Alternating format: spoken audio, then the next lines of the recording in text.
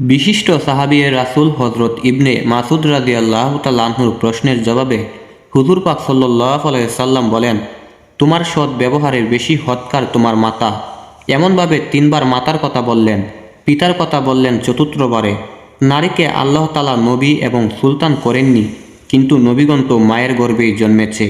আর মূলত সৎ পুরুষ ও সতী নারী মিলেই সৃষ্টি হয় সোনার সংসার।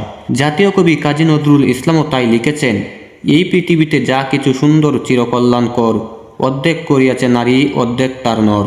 কোনো কালে হয়নি জয় পুরুষের তরবারি, প্রেরণা দিয়েছে, শক্তি দিয়েছে বিজয়ী লক্ষ্মী নারী। শুধু পৃথিবীতে নয়, পরকালেও নারীকে দেওয়া হবে উন্নত মর্যাদা। মাত্র 4টি কাজের বিনিময়ে তাদের জন্য জান্নাতের 8টি দরজা উন্মুক্ত করে দেওয়া হবে। 5 ওয়াক্ত নামাজ ঠিকমতো আদায় করবে, রমজানের রোজার নিয়ত রাখবে, লজ্জাস্থানের হেফাজত করবে, স্বামীর আনুগত্য করবে,